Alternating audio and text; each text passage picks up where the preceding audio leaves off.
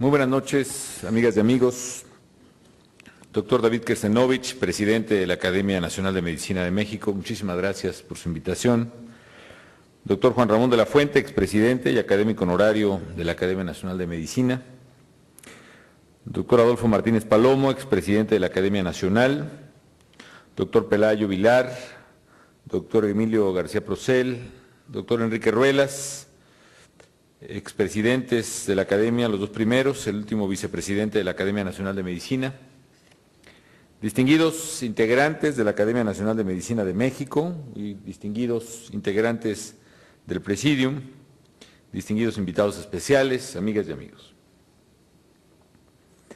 Es para mí un honor verdaderamente el poder reunirme con la Academia Nacional de Medicina, porque me permite expresar mi admiración, mi reconocimiento y desde luego el reconocimiento a la autoridad y respeto a que ha hecho referencia el doctor de la Fuente, que representa desde luego para el gobierno, pero para muchos mexicanos, la Academia Nacional de Medicina.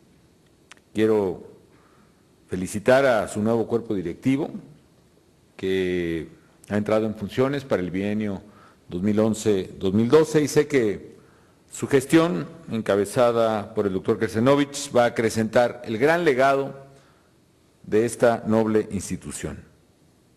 Estoy convencido que es una de las más antiguas y de las más fecundas organizaciones científicas que han sido construidas por mexicanos a lo largo de su historia. Así que saludos a todos los miembros de esta academia y reciban pues este reconocimiento y el de los mexicanos por su invaluable labor en beneficio de México.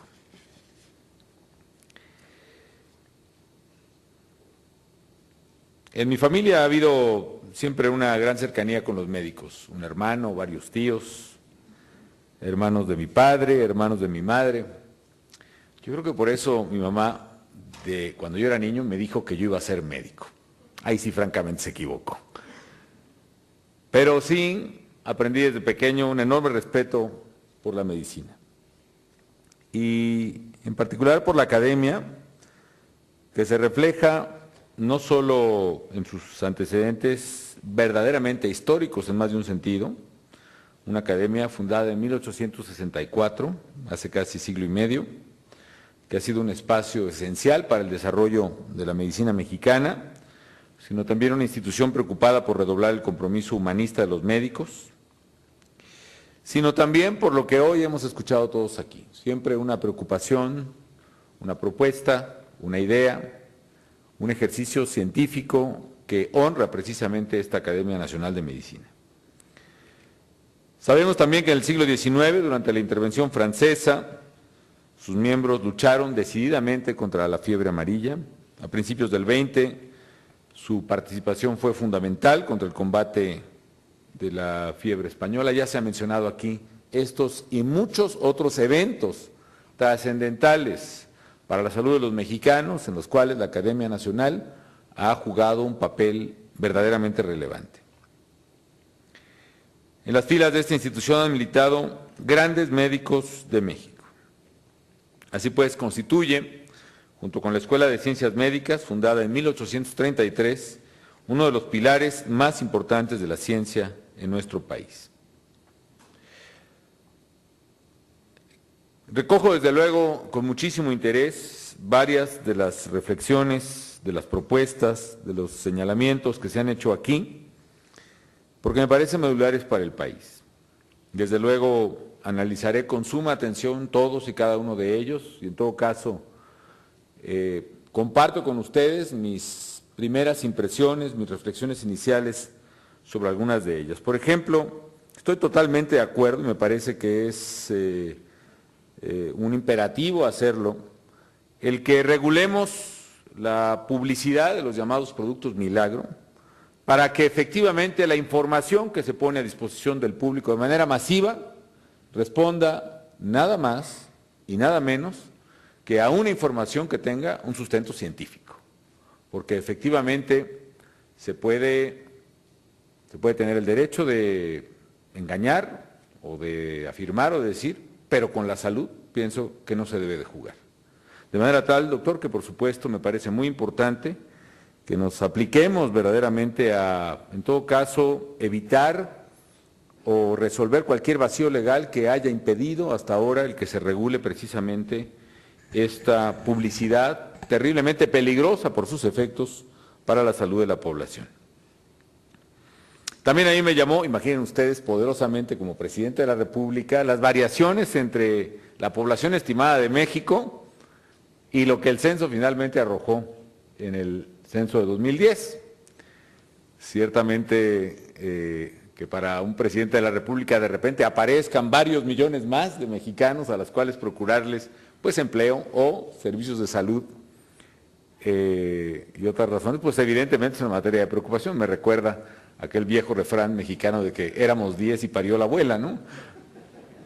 Pero he estudiado, desde luego, aún no con el detenimiento que amerita, pero he tenido oportunidad de ver con cuidado algunos de los indicadores que ha arrojado preliminarmente el INEGI, y mi impresión está en que esta variación responde a varios factores, pero principalmente uno, quizá dos de ellos. Uno es estrictamente metodológico procedimental, que efectivamente el censo de 2010 quizá es el censo más completo que se haya realizado en México. Vaya, parece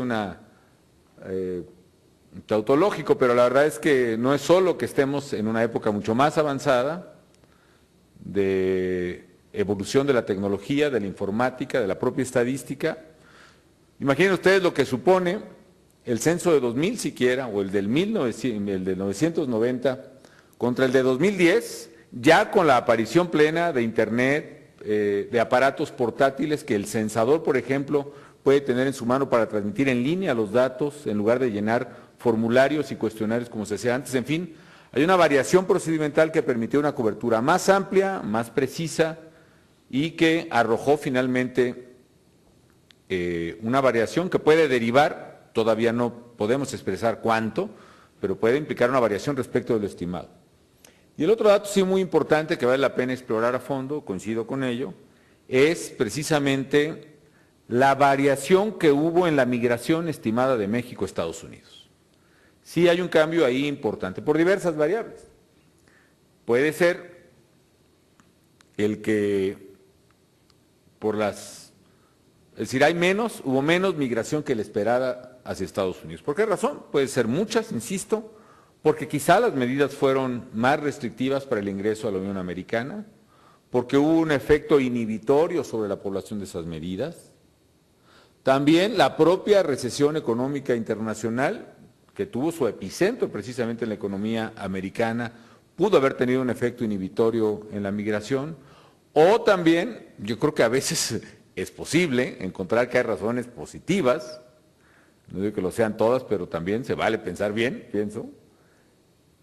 También hubo una generación de mayores espacios y oportunidades en México, es decir, el hecho es que hay una decisión migratoria distinta a la que se esperaba, y eso pesa de manera muy relevante en la diferencia arrojada por el censo. Pero todo esto me parece que es una muy interesante provocación intelectual y académica para revisar precisamente con datos objetivos lo que ocurre, la composición de la población mexicana, y desde luego que me parece medular eso. A mí me atrae mucho poderosamente este reto de entendimiento y análisis que debemos hacer sobre los datos de nuestra población, que además es medular para poder tomar decisiones de política pública y presupuestales, por supuesto, más adecuadas.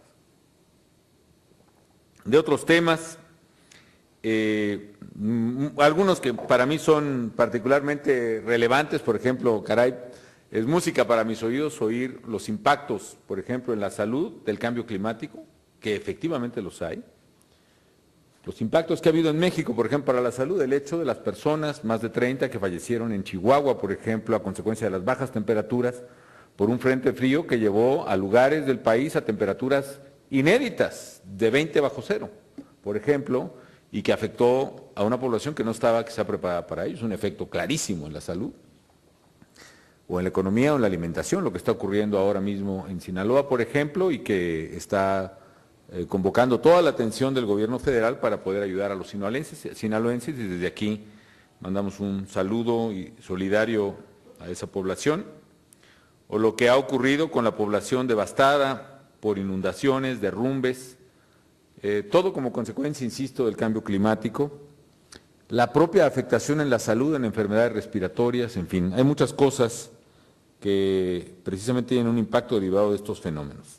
También coincido en que, bueno, me llevo esta inquietud de la regulación acerca de los médicos generales. No pude comprender muy bien, muy a fondo la problemática que se me plantea, pero me parece muy interesante. Efectivamente, me parece muy importante la parte regulatoria del ejercicio profesional de la medicina y también el enfoque y el énfasis en la formación educativa de los estudiantes de medicina, que tenga un acoplamiento mucho más cercano a las necesidades que está registrando el país y a los propios requerimientos de una política pública, por ejemplo, de expansión acelerada de los servicios médicos, como lo hemos tenido en los últimos años y de lo que me permitiré hablar más adelante.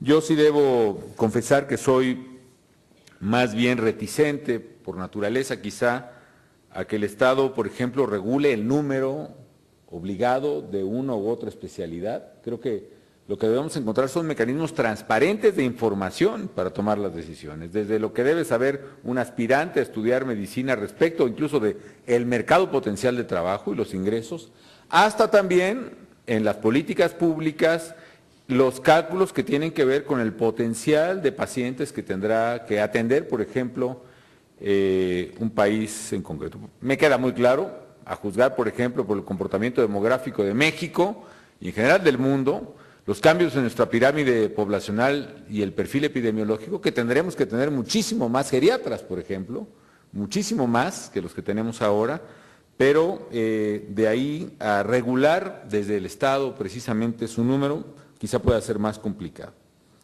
Me queda muy claro también el Consejo de Certificación, o el proceso más bien de certificación, que responde a un viejo debate en el que encuentra además razones sólidas. Yo comparto totalmente ello. Creo que uno de los instrumentos más importantes para la profesionalización en estricto sentido, es decir, el trabajo profesionalmente desempeñado, puede estar asociado a la certificación de pares. Sin embargo, aquí también no debemos ocultar que hay, yo creo que un debate muy legítimo, en donde se pone en reflexión hasta dónde pueden ser los límites de la actividad personal reguladas o por el Estado y aún más por otras personas o particulares. Es decir, es evidente que un buen ejemplo de certificación se puede dar claramente en la profesión médica. Sobre todo en México, no conozco el caso de otros países, pero claramente aquí hay respetabilidad, hay confianza, hay seriedad, digamos, en la colegiación. No necesariamente eso ocurre quizá en todas las profesiones. Y tampoco puede tan sencillamente el Estado, digamos, desprenderse o delegar una regulación de este tipo cuando siempre lo que hay en la discusión, por ejemplo, de estos temas, me ha tocado verlo, por ejemplo, en la colegiación obligatoria que también, por ejemplo, proponen los abogados, siempre puede haber la presencia de grupos, de preferencias, de intereses, que pueden incidir, no necesariamente con objetividad, en la expedición de una certificación o no. Ese es un riesgo que no podemos ignorar y creo que la solución debe estar en un justo balance, que el Estado tenga su propia expresión regulatoria, en la cual esté garantizada el ejercicio personal de los derechos a profesar, como dice la Constitución, libremente un ejercicio de trabajo cualquiera que sea, y por otra parte la experiencia, la sabiduría, me atrevo a decir, de entes pares precisamente en la colegiación de una profesión. Pero es un tema que tenemos que estudiar y creo que tenemos que buscar un punto intermedio. Respecto precisamente de los médicos, por cierto, yo quiero mencionar un dato, ¿no?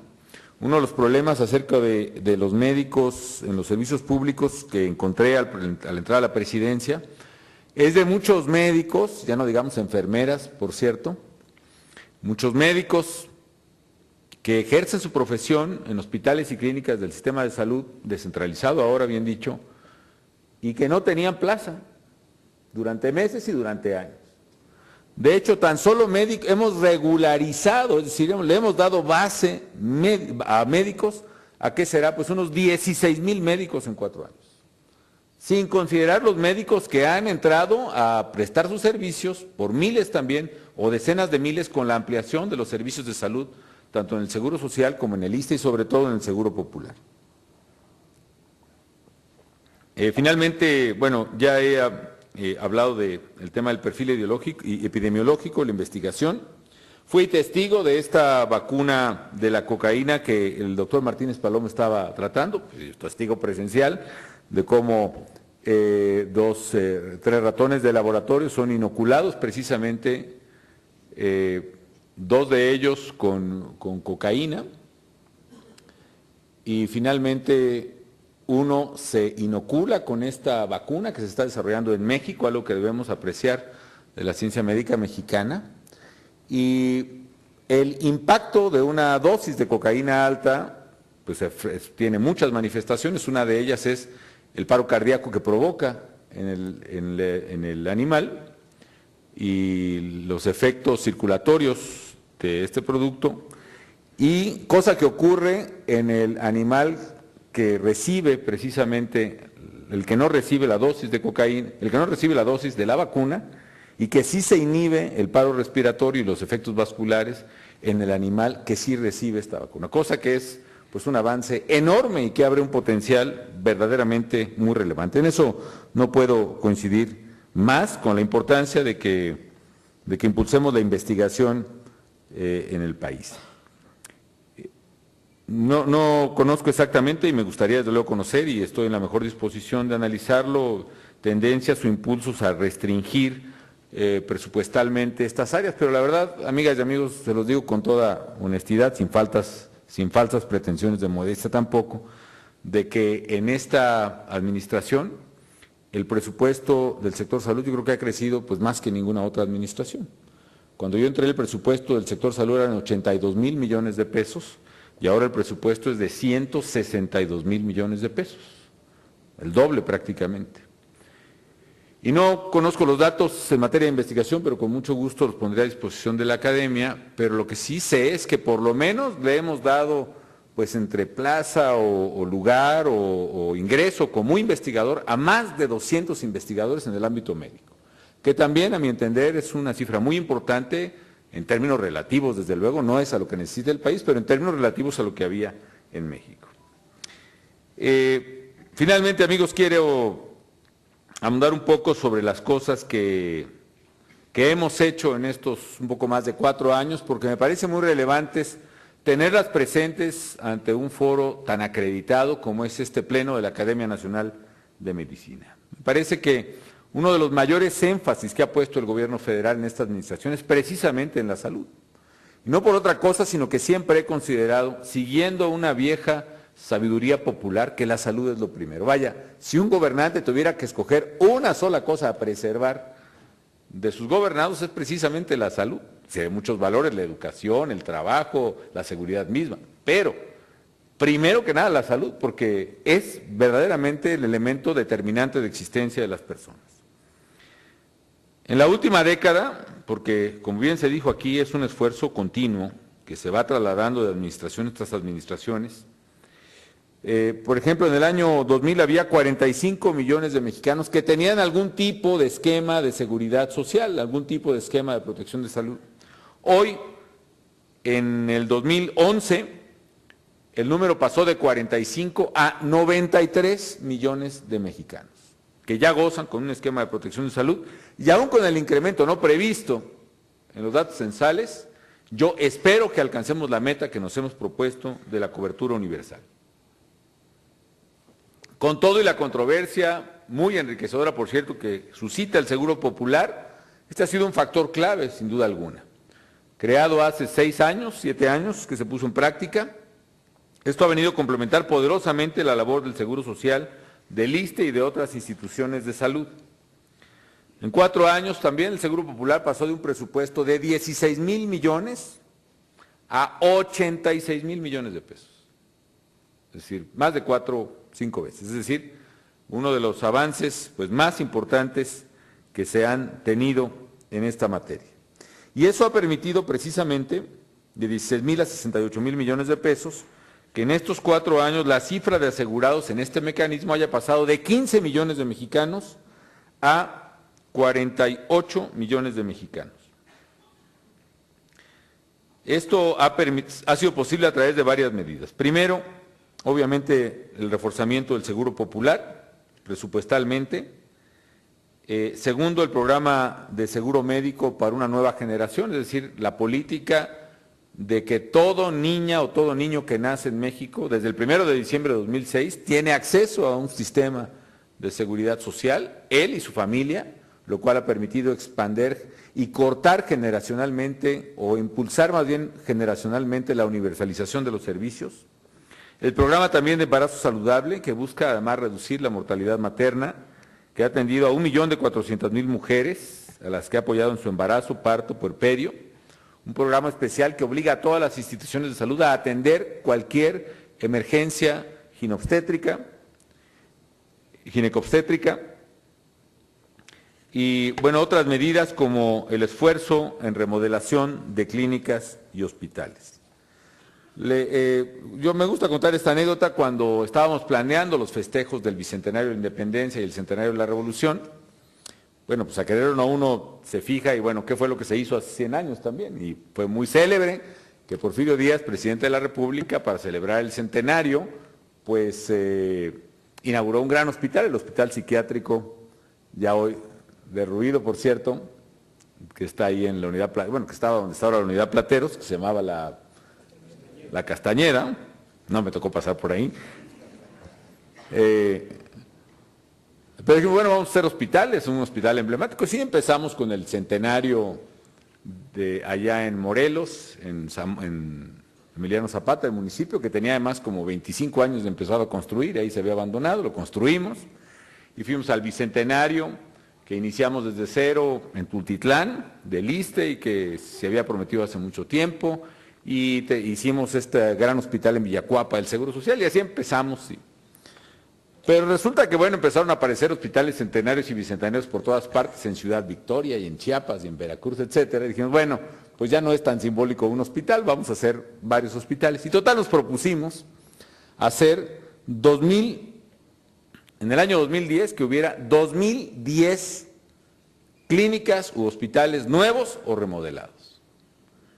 Y me alegra decirles que no solo cumplimos la meta, sino que en estos 4 años ya llevamos 2.710 hospitales o clínicas nuevas o remodeladas, la mitad nuevas, más de 1.000 hospitales o clínicas nuevas, 415 hospitales para ser exactos, lo cual ha cambiado drásticamente las posibilidades de acceso de la población a servicios de salud. Es importante también que hace 5 años en las encuestas de opinión pública la salud aparecía entre uno de los 3 problemas más importantes de la población. Hoy la salud no aparece entre los 10 problemas más importantes de la población, es decir, como las urgencias mayores, digámoslo así, de la gente, la carencia de servicios de salud, lo cual refleja un gran avance que se ha tenido en esta materia. Nos hemos propuesto consolidar esta prioridad nacional, alcanzar la cobertura universal de salud en esta administración. En este propio 2010 hemos iniciado el trabajo pues con mucho ímpetu, les podría decir. Una de las cosas que inauguramos el mes pasado es muy importante, la unidad de investigación biopsicosocial en adicciones del Instituto Nacional de Psiquiatría, donde me tocó presenciar, por cierto, este experimento asombroso, que ojalá nos lleve, sé que tomará tiempo, hacia una eventual vacuna contra la cocaína y otros adictivos. Pero qué importante es dinamizar este tema del trato de las adicciones. Yo estoy convencido que debemos fortalecer el tratamiento de las adicciones como un problema, como lo es, un problema de salud, un problema que debe ser abordado masivamente y científicamente. Y por esa razón han ocurrido varias cosas en México que quizá vale la pena refrendar. Uno es que hemos casi sextuplicado el presupuesto para combatir las adicciones en el sistema de salud. Otro que hemos creado, sobre todo con bienes que hemos decomisado, más de 300 centros Nueva Vida en todo el país, 340 ya centros Nueva Vida, precisamente para prevención y tratamiento de adicciones. Otra más es que está en México, contrario a lo que mucho se discute, se piensa, no está penalizado, es decir, no hay una consecuencia de cárcel penal sobre el consumo de dosis personales, sino que es abordado precisamente como un problema de salud desde la perspectiva del consumidor. Otra más es precisamente el énfasis que se está dando a rediseñar todo el sistema en materia de adicciones. Y creo que la clave es el poder completar toda la parte preventiva. Aquí ya no solo hablo de adicciones, sino de salud en general. El esfuerzo que estamos haciendo, incompleto lo admito, para que haya una práctica generalizada y masiva de deporte o de prácticas de ejercicio físico en toda la población. Somos una población que no está, por desgracia, habituada culturalmente a practicarlo y hay que hacerlo. Además de los avances que hemos hecho después de una tensión muy fuerte con la industria, por cierto, pero que se pudo resolver bien, para reducir o eliminar los llamados alimentos, pues sé que ya no se debe decir chatarra, pero ahorita no encuentro la palabra adecuada, pero los alimentos, ustedes saben a qué me refiero, ¿no? Y con lo cual se ha reducido enormemente su contenido calórico. Por ejemplo, un gran avance es que las papitas fritas, que se venden en las escuelas por lo menos, pero en general ya el producto de mercado, según entiendo, ya no son papitas fritas, lo siento, ¿no? Son papitas horneadas, con lo cual el haberle quitado el aceite con el que se fríen implica un beneficio enorme de carácter nutricional para la población y en general para los niños. En fin, una cosa al final les comento que es la ampliación del Seguro Popular que también hemos hecho en este año. A partir de este 2011, el Seguro Popular incluye nuevas coberturas. Por ejemplo, incluye el tratamiento de infarto al miocardio, que estaba excluido, incluye el tratamiento de hemofilia, incluye el tratamiento de enfermedades lisosomales en niños menores de 10 años, incluye el tratamiento de cáncer testicular, incluye el tratamiento de cáncer ganglionar, el trasplante de córnea y el trasplante de médula ósea. Esta ampliación revela enormemente el compromiso con la calidad de la atención médica. Yo también, además, genera experiencias que yo les quiero compartir también, aunque no son de un médico, sino son de un ser humano, padre de familia, presidente. Cuando hace 2 años ampliamos el Seguro Popular para el tratamiento de cáncer con niños, niños entre comillas, niños hasta 18 años, en el país de cada 10 niños con cáncer morían 7, fundamentalmente por padres de familia que ante el precio del tratamiento, las medicinas, pues ya simplemente mejor se resignaban, esa era la creencia, de que los niños no tenían solución y morían. 2 años después, menos de 2 años después tan solo, la cifra es al revés. De cada 10 niños con padecimiento de cáncer, 7 se salvan. Y el poder ver el rostro de esos niños y de sus mamás paga cualquier costo, paga cualquier esfuerzo, paga cualquier sacrificio que implica precisamente el poder decidir o tomar este tipo de decisiones de política pública. Hay otros cambios en el catálogo universal de servicios de salud. El catálogo cubría al principio 91 servicios, hoy cubre 275 servicios que cubran de forma explícita y pormenorizada más de 1.400 enfermedades. En fin, amigas y amigos, falta mucho por hacer. Yo creo que hay que avanzar, por ejemplo, en la portabilidad plena de los servicios de salud, que un beneficiario del Seguro Social pueda ser atendido en un hospital del sistema de salud y viceversa, o del ISSSTE, o de incluso Fuerzas Armadas o Pemex, ¿por qué no? Que haya plena portabilidad del expediente, de los antecedentes, que podamos separar la prestación del servicio del sistema financiero que está atrás de los sistemas de seguridad social y otros. Creo que hay que trabajar mucho en ello, pero hay que avanzar también en el esfuerzo preventivo, cómo desplazar. Es imposible que alcancemos el cambio del perfil epidemiológico por la vía únicamente de enfocarnos a dar más servicios de medicina. Sí tenemos que hacerlo, pero tenemos que hacer un ejercicio verdaderamente dramático para fortalecer las políticas públicas preventivas, que son la única manera con la cual podremos librar lo que puede ser una verdadera catástrofe financiera, por lo menos, y de salud, de enfermedades en el futuro, cardiovasculares, asociadas a diabetes y otras que simple y sencillamente no se pueden pagar por ningún sistema a la velocidad que llevamos nosotros. Necesitamos dejar de ser el país con más niños obesos en todo el mundo, necesitamos de ser el país con el mayor número de sobrepeso en adultos en el mundo, y eso implica un gran esfuerzo de política pública de carácter preventivo. Termino recordando al doctor Salvador Subirán, que decía que la medicina es una ciencia que tiene un profundo sentido humano en la acción. ya que busca obtener el bienestar y la salud de los que sufren. Creo que tanto los integrantes de la Academia Nacional de Medicina como el Gobierno Federal compartimos estas ideas. Y sé por lo mismo que trabajando juntos, en franca colaboración, como se ha aludido aquí, habremos de construir ese México que queremos, que será, entre otras cosas, más saludable, más justo y más igualitario. Nuevamente, muchísimas gracias por el honor de estar aquí con ustedes.